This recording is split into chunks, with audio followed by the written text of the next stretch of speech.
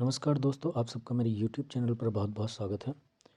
आज की क्लास हमारी सीडीबी से रिलेटेड कुछ क्वेश्चंस हैं जो बहुत ही मोस्ट इंपॉर्टेंट क्वेश्चंस हैं, उनसे रिलेटेड क्लास होगी।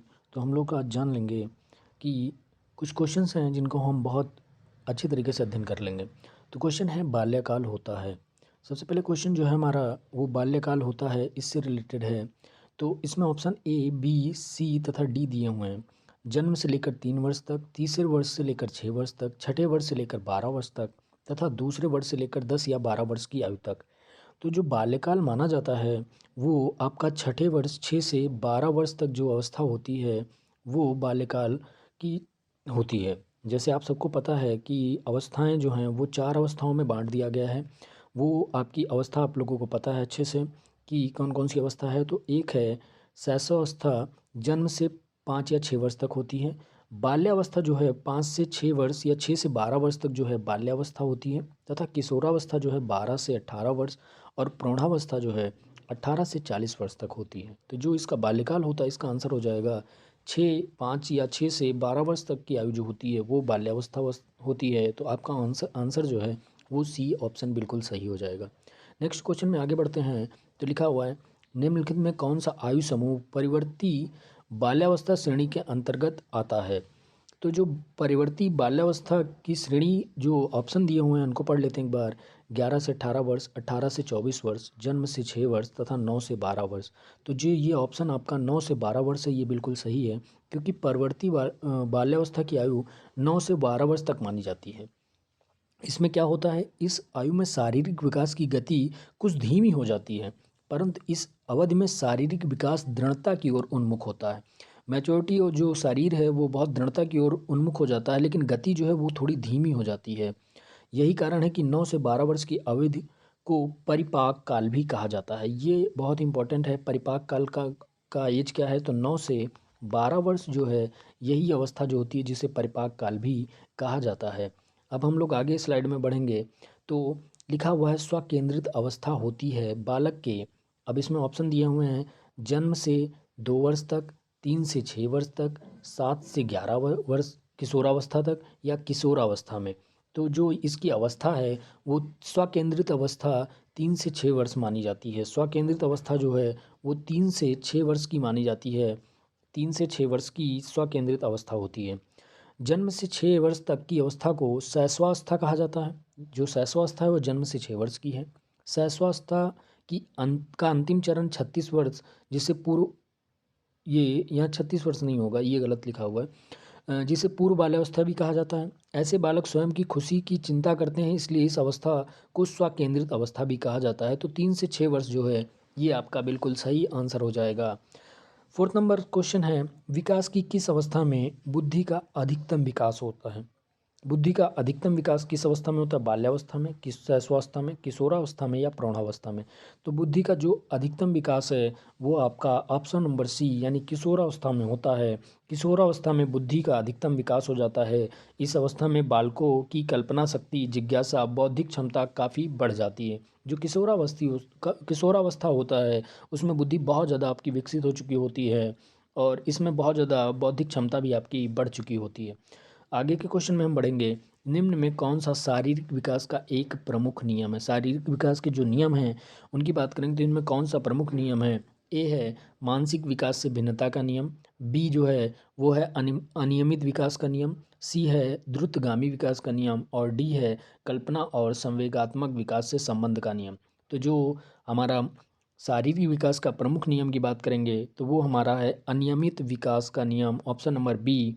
अन्य प्राणियों की अपेक्षा मनुष्य के शारीरिक विकास की गति धीमी तथा अनियमित होती है।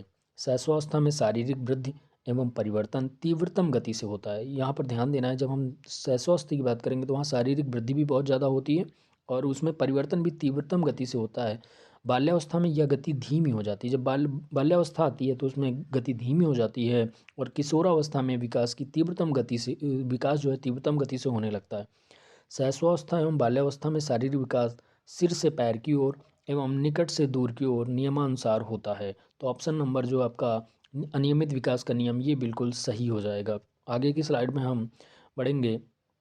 6 नंबर क्वेश्चन है मानव विकास क्षेत्रों में विभाजित किया जाता है जो है, और इसके ऑप्शन ए बी, सी तथा डी हम ध्यान से पढ़ेंगे तो शारीरिक, आध्यात्मिक, संज्ञानात्मक और सामाजिक। शारीरिक, संज्ञानात्मक, संवेगात्मक और सामाजिक, ये देखो ये एकदम ऑप्शन सही हो जाएगा। मानव विकास को निम्न क्षेत्रों में विभाजित किया जाता है: शारीरिक विकास, मानसिक विकास, भाषागत विकास, सामाजिक विकास, संवेगात्मक विकास, नैतिक विकास। आपका ऑप्शन नंबर जो है बिल्कुल बी एकदम सही माना जाएगा। 7 नंबर क्वेश्चन है, गर्भ में बालक को विकसित होने में कितने दिन लगते हैं? तो गर्भ में, ये बहुत ही इंपॉर्टेंट क्वेश्चन है, हर बार पूछा जाता है, तो इसको थोड़ा ध्यान से 280 डेज़, 280 टू 80 डेज़ जो हैं गर्भ में बालक को विकसित होने में 280 दिन लगते हैं। सामान्यतः जन्म पूर्व काल की अवधि 40 सप्ताह अथवा 280 डेज़ का होता है। इनमें 3 अवस्थाएं होती हैं: डिम्बावस्था, पिंडावस्था तथा भ्रूणावस्था जो होती है। इन तीन भागों में इसे बांटा जा सकता है। आगे की स्लाइड में आगे बढ़ेंगे और क्वेश्चन नंबर 8, नवजात शिशु का भार होता है। बहुत ही मोस्ट इंपॉर्टेंट क्वेश्चन है, नवजात शिशु का भार कितना होता है? 6 पाउंड, 7 पाउंड, 8 पाउंड या 9 पाउंड? तो जो ये नवजात शिशु का भार है वो 7 से 7.5 पाउंड यानी 3.17 केजी, 3.17 केजी जो है ये माना जाता है। तो ऑप्शन नंबर बी जो है 7 पाउंड यहाँ पे दिया हुआ है तो वो सही हो जाएगा। नवजात शिशु का भार लगभग 7.5 पाउंड यानी 3.17 केजी होता है एवं इनकी लंबाई 19.5 इंच होती है। इस अवस्था में वह माँ के दूध पर ही निर्भर रहता है। 9th नंबर क्वेश्चन है, बालक का सामाजिक विकास प्रभावित होता है। सामाजिक विकास बालक का किससे प्रभावित होता है? सामाजिक आर्थिक स्तर से, विद्यालय से, परिवार से, इनमें से सभी से। तो अगर सामाजिक विकास की बात करेंगे तो ये तीनों चीज़ें जो हैं बालक को प्रभावित करने के लिए इन तीनों चीज़ों को माना जाता है। तो इनमें से सभी से ये ऑप्शन नंबर डी सही हो जाएगा। बालक का सामाजिक विकास सभी कारकों से प्रभावित होता है। बालक पहले परिवार का सदस्य होता है, फिर वह विद्यालय जाता है, वहाँ सीखता है तथा सामाजिक आर्थिक स्तर भी बालक के सामाजिकरण में महत्वपूर्ण भूमिका निभाते हैं। तो 10th नंबर क्वेश्चन जो हमारा हो जाएगा, जन्मोत्तर यानी जन्म के बाद की विकास की दूसरी प्रमुख अवस्था है। विकास की अगर दूसरी प्रमुख अवस्था है तो जन्म के बाद जो है क्या गर्भावस्था है, शैशवावस्था है, किशोरावस्था है, बाल्यावस्था है? तो जन्म के बाद जो हमारी अवस्था आती है वो हमारी शैशवावस्था, ऑप्शन नंबर बी सही हो जाएगा। जन्म के विकास की अवस्था पहली अवस्था तथा दूसरी शैशवावस्था है।